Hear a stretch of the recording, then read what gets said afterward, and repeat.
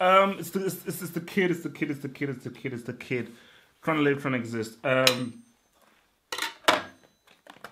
He finally wins, guys. We have to do a meal. So remember, guys, this is going to be a long post-match analysis because there's a lot to be said about this, about Wenger, about Mourinho, what this means about top 4 Europa League, Mourinho's methods.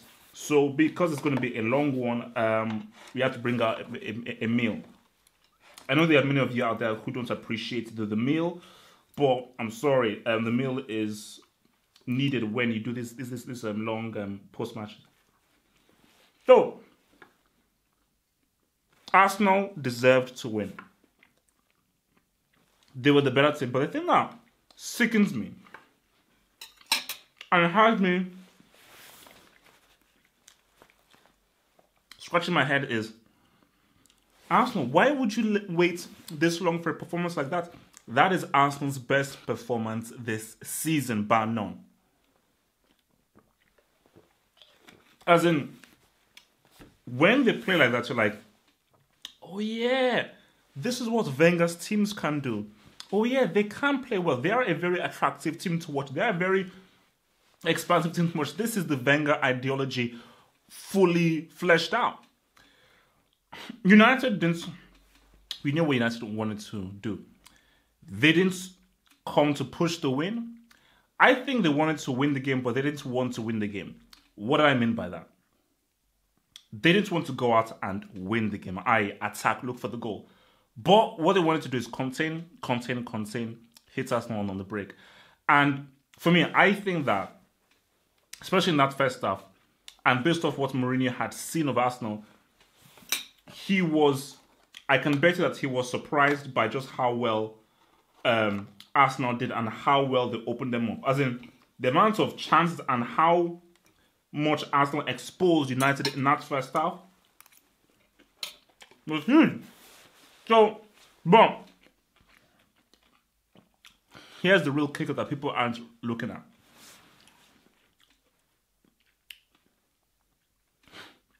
Mourinho wanted to win. It pained him slightly that he finally lost to Wenger because he wanted to keep that record. But Mourinho did not bother about that. Because in Mourinho, this was his plan because this is part of a greater plan. So the Mourinho, he's the smartest manager of all time. He's a genius. He sees 5 steps ahead. And for me, Mourinho, he wanted this. But let's look at the game tactically. 1000%, you're now seeing why Welbeck is a better fit than Giroud. Welbeck works better for Arsenal, and I think they really have missed it. I'm still not a Welbeck fan. I still don't think that he moves with the kind of grace and precision that I would like for my number 9. But compared to Giroud, my gosh, he's 10 times better. So what happened was that for United, they opted for Rooney and Martial. And the thing is this, because first of all, Martial, as I said, he's a striker. But he is not a lone man striker. So every time that Martial had the ball, he was surrounded by 3 defenders. Because Mourinho was so adamant that keep your shape, don't be countered, keep it tight. The only 2 guys that were attacking for United were Rooney and Martial. So if Martial looks around and says, the only guy I can pass to is Rooney, he'll probably pass it to flipping Mickey Mouse before he passes to Rooney.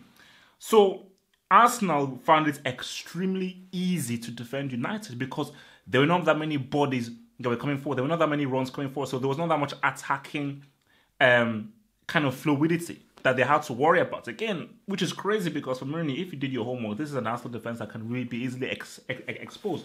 So that for me, I found so surprising. Well, look at that first goal. And it's something that my brother actually told me. When teams sit deep, unless you're Brazil and you have amazing dribblers, unless you're peak Barcelona, peak Spain, and you've got amazing passers who can pretty much thread a flipping through ball through at the eye of a needle, you have to shoot. You have to shoot. Because you cannot outpass a team who sits deep and are defensively good. So the reason why United have been so hard to beat is because every team I thought, okay, let's just pass through them.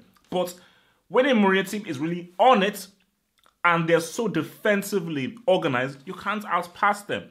You can't go through the center because it's too congested. If you go out wide, because they're so trained, they will stop you from getting those crosses in. And when you do get a cross in, it's a cross that's really the numbers are against you that can be easily dealt with the United defense. So what Xhaka did is that just take a shot, because the numbers favor you if you just go ahead and just take a shot, because anything can happen. And with Xhaka, a rebound, a deflection, boom, a goal, opened all up. And again, that just really set United aside, because once that happened, United then came out, wanted to now try and get the equalizer, and that opened up Arsenal to even get the second goal. But 100% Arsenal deserved to win. And for so many people, because again, I said Arsenal would win this. My prediction was 1-0. But you could understand how this would be a draw. And this was looking as if it was a draw. So it goes to show that, man, you know, it's strange, because I asked myself, were Arsenal this good because United allowed them to be, because they were so negative, they were so defensive, and they were so pragmatic? Or did Arsenal really look at the Liverpool scoreline and that gave them a boost in front of the home fans and say, look, we have to take it to the next level. We have to finally play. Because again, that's Arsenal that I saw. I've not seen that Arsenal since probably last season. As in, this is, correct me if I'm wrong, this is the best Arsenal performance I've seen this season. Because this has been Arsenal's worst season under Wenger. No, it has been Arsenal's worst season under Wenger, because they've had a series of horrible performances. So, and again, for me, like I thought, best player for us, I thought Xhaka did very well in the middle. I think midfield-wise, he ruled the midfield. As in, you know, guys like, for United, they couldn't hold the ball. They had no midfield presence. And Rooney, man, Rooney's crap. Okay, Rooney's crap. I keep telling people this. The guy is garbage. He's not a good football player. And if he was not trying to perhaps have one last hurrah to be involved in the Europa League,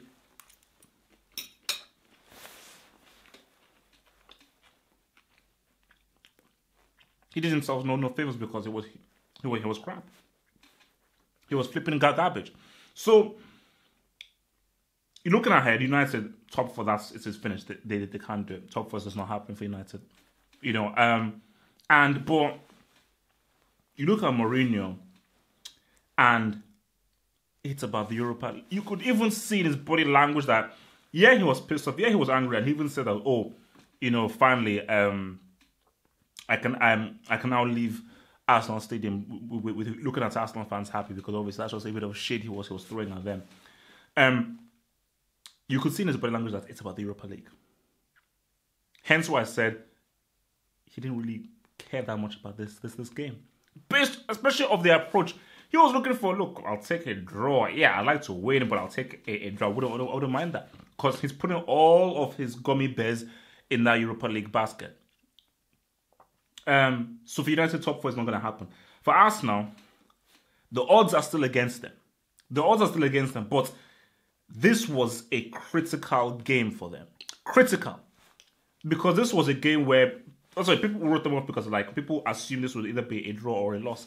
The fact that they won this game, Liverpool dropped points. Yes, it's still in Liverpool's hands. But Arsenal know that, look, all they can do is win those games. Because if they win those games, then Liverpool, the ball is in your court. The ball is firmly in your court.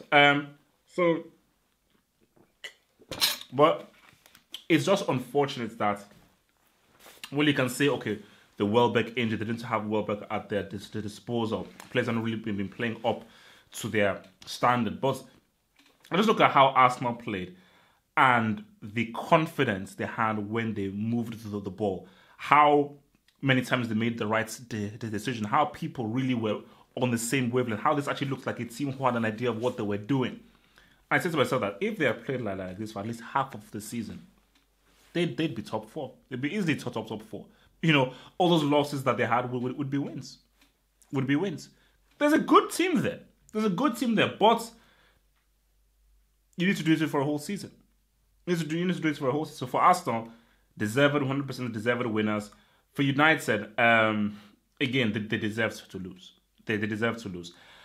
Because that's why it's weird because I keep thinking about it and I'm like, yeah, Mourinho, he didn't really care about this. It was fine. But then he brought on Rashford because that's what I was saying to myself that, Mourinho, what if you bring on Rashford and because you're 2-0 down, what if you bring on Rashford and he gets injured and he messes up for the Europa League?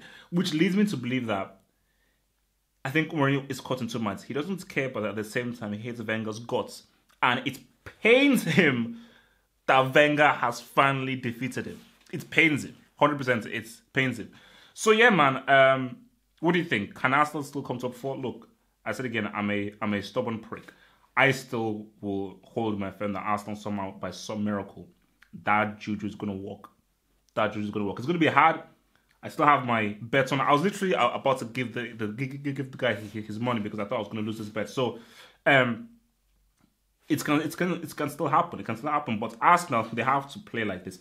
They have to use this performance. Giroud cannot sniff a starting lineup, and if they go forward, then just have to hope that results fall in their favor. And for United, what if you don't win the Europa League? What happens then?